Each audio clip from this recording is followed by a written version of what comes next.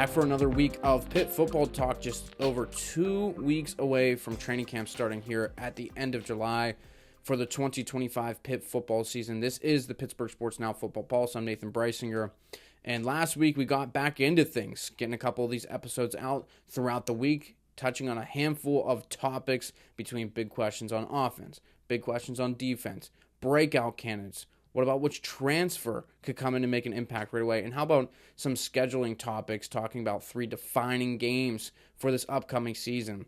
So be sure to check out all those episodes from last week over on PittsburghSportsNow.com or on our YouTube channel. But today, the subject at hand, talking about the biggest strengths for this 2025 Pitt football team heading into camp, heading into this overall season. And I'll tell you right now, it was a little hard trying to figure out specific groups, specific position units that were strengths on offense, because Pitt has a lot of returning players. There are a lot of good athletes on this team coming up this year. You got Eli Holstein back at quarterback. You got Desmond Reed, an All-American, all-purpose guy throughout that offense. But the offense was a little tricky, trying to figure out something where you could really say, okay, this is a big strength for this team. But we'll talk about offense in a little bit. We're going to start with the defense, and I think obviously first you got to go to that linebacker unit. We've talked about them ad nauseum already just in the couple of episodes that we've done. I mean, last year, 40% of the tackles for loss number, 40% of the sack numbers just throughout that defense. You got All-American Kyle Lewis coming back and also already garnering preseason first-team All-American recognition as well. Rasheem Biles, an All-ACC selection last year, is back also on the outside of linebacker. So this linebacker unit, this core, it's going to be the biggest strength just overall for Pitt this year. You got Braylon Lovelace, a very productive member of that linebacker unit who didn't start much last year, but factored his way in onto the field and was a very nice fourth option for the Panthers last year.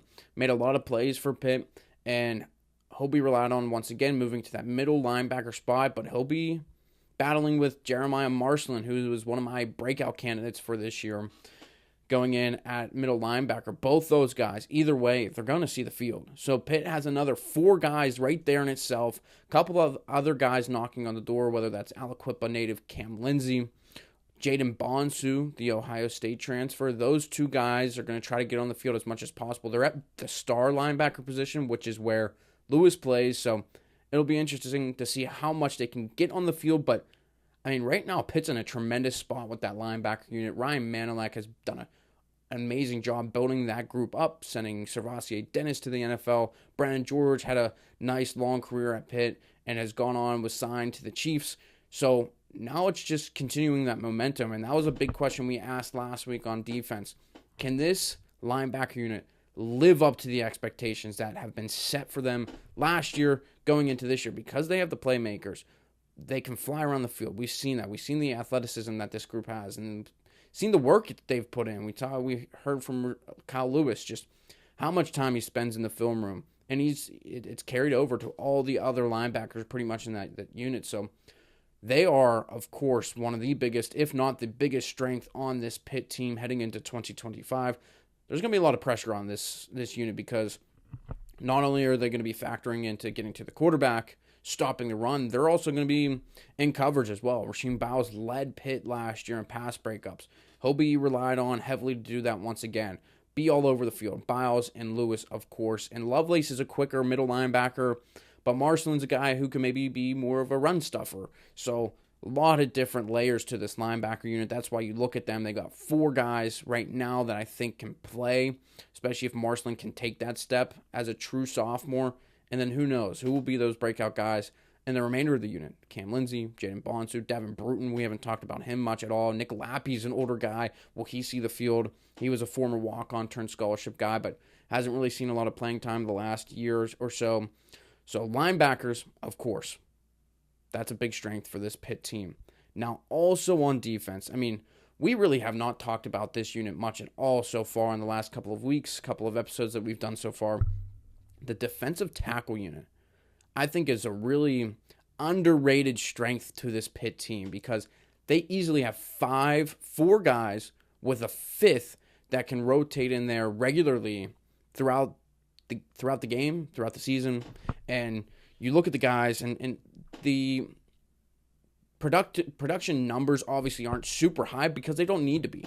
They just need to be good at stopping the run, creating some pressure on the quarterback. Obviously, if you can get to the quarterback, but that's more on defensive ends, on obviously your linebackers trying to come up and make plays, and Randy Bates' defense, because they love to bring the pressure, but it's not necessarily on the D tackles. But speaking of Bates, that he even mentioned in his final press conferences of spring camp that don't forget about this D tackle unit. He even mentioned that, hey, we haven't talked about them enough. This is going to be a really good unit for us this season. And Nick James returns. Was a 10-game starter last year, 12 total games played. The Indiana transfer. He had 19 tackles, 2 tackles for loss, and those 10 starts of action. He was really strong. He was a really sound guy for Pitt. Pat Narduzzi noted that was their best defensive tackle. He came in and he progressed as sort of week by week went along, and he was really sound and solid for this Pitt team. And then Sean Fitzsimmons, he's a guy that ever since he sort of came in, he's a Whitfield kid from Central Valley that they had high hopes for. And last year he really took it to the next level whenever he came back from injury. He missed the first couple of games, came back for the North Carolina game, and then had a really, really strong, excellent game in that UNC game. Had a couple of big, short yardage stops to help Pitt, take away the ball on fourth down. And in just 9 games last year, all 9 games that he played in, 32 tackles, 4.5 tackles for loss, 1.5 sacks. If he played all 13 games, those numbers would maybe be close to double that. I mean, he was a very good piece right in that middle of that defense. So James and Fitzsimmons are kind of like your guys that you expect maybe to start this year as your projected starters. But, man, they got 2 more guys knocking right on the door right behind them with Francis Brew. Man, he's a monster. He's big. He's, talked about the freak list on The Athletic. He can throw up weight like nothing, 700 pounds, I believe, squatting. I mean, unbelievable numbers in the weight room. He's a true sophomore. He played all 12 games as a freshman last year. 15 tackles, 3 tackles for loss, 1.5 sacks, 6 hurries as well for Brew. He's a guy that can make a statement to start as well. And then someone maybe we haven't been talking about a whole lot either, Isaiah Neal.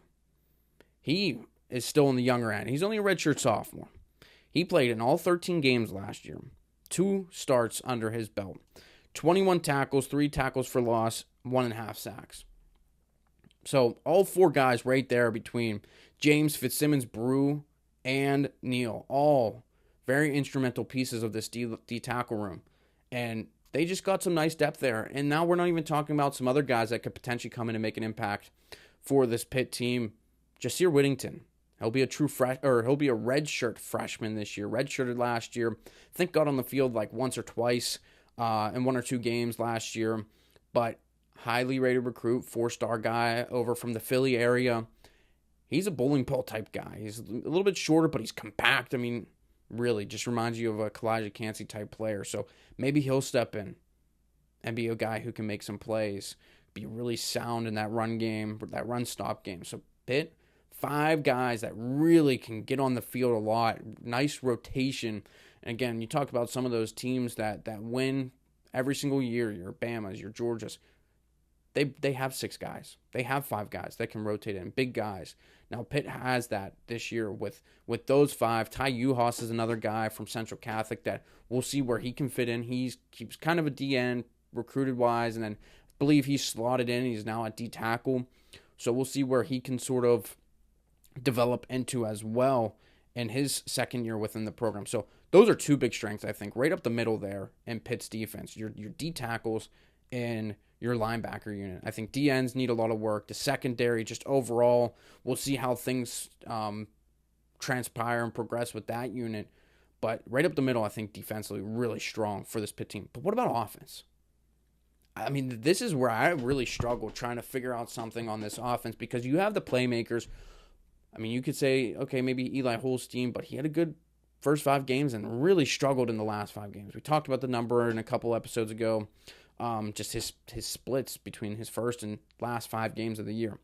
Running back, I mean, Desmond Reed's back, All-American, but how deep are they there? Joel Goff is still unproven. Ja'Kirian Turner could potentially see the field. Justin Cook's a walk-on turned running back. He was a wide receiver, came in from East Stroudsburg, a D2 kid. Derek Davis is hurt. I mean, really, there's just a ton of questions, I think, for that running back room. Tight end. Jake Overman's there. I think this tight end room could be pretty solid run blocking, but can they put up some production numbers like Bartholomew did when he got the ball in his hands, of course, but can Overman step in and make some plays and be a threat in the pass game? What about Malachi Thomas? I mean, I thought he struggled a lot in spring practice, especially in that spring game. A lot of drop passes, a lot of miscommunication. So not the tight ends, not the running backs. I wouldn't say the running backs are as much of a strength. They're a solid unit. They're a good unit. I don't know if they're a strength. I think Desmond Reed's a strength. But other than that, we'll see what happens from there. The wide receivers room is kind of like right there on the cusp. I think you could maybe say, but there's still a lot of unproven. There's a lot of potential in that room. Kenny Johnson, can he be the number one receiver? Can he live up to that billing? What about Kateris Hicks? I put him as the biggest impact transfer for this year.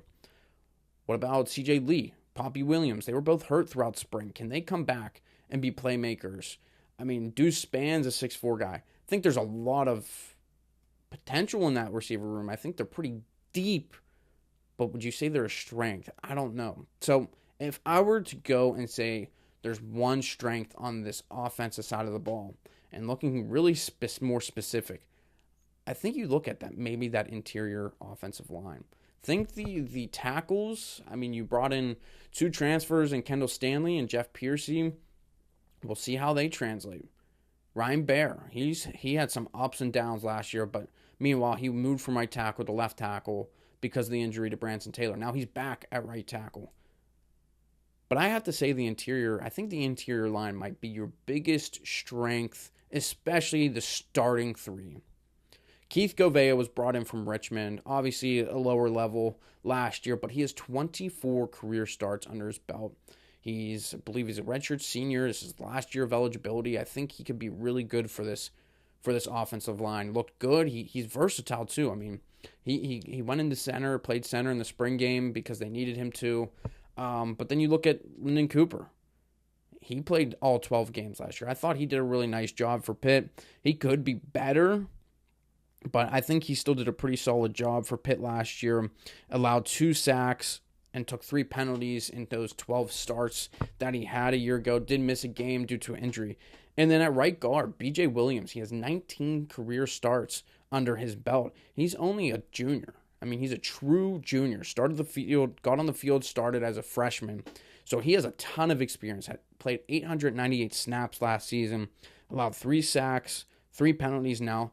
He allowed 24 pressures. Allowed a lot of pressures, obviously, which was second most behind Baer, who allowed double that at right around at 45 pressures along the season, just about double that.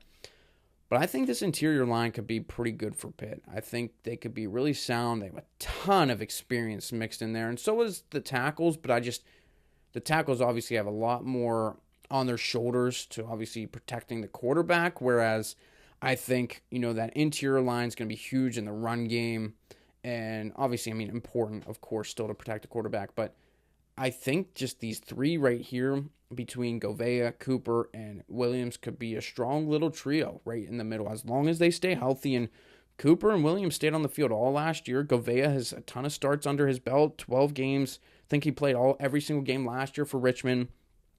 Now behind them, the reserves in the interior line are a little bit more experienced than the tackles too. Ty Ray, Jackson Brown, and Isaiah Montgomery. Brown and Montgomery had starts last year, so they weren't great in those games, and they played at right tackle just because of the movement with Baer going to left tackle, but they're slotted back in at probably where they feel most comfortable. And, another year in this program, you could start to build a little bit more depth in that interior line. They're going to need it. Ryan Coretta is most likely your backup center this year. I'm still a little wary on him where he's at, but that top 3 in that interior part of that offensive line, I think, could be pretty good for Pitt. And, I mean, really, when you look at, true just strength between, your first couple of guys, I think, that interior line is probably your best trio of guys there on the offense. Again, could maybe say the tackles, but there's a long ways to go in this offensive line in general. I mean, I'm just throwing a dart at the board right now with this sort of prediction, with this strength per se on offense, because it was hard, it was difficult, and I want to hear from you guys. I want to leave it up open and see what do you guys think? Who are some of the biggest strengths on the offensive side of the ball? Because it was difficult. I think defense is kind of easy to tell who it is, especially linebackers, of course.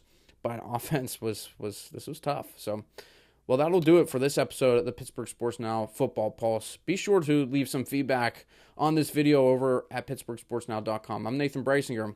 We'll see you tomorrow for another episode of the Pittsburgh Sports Now Football Pulse.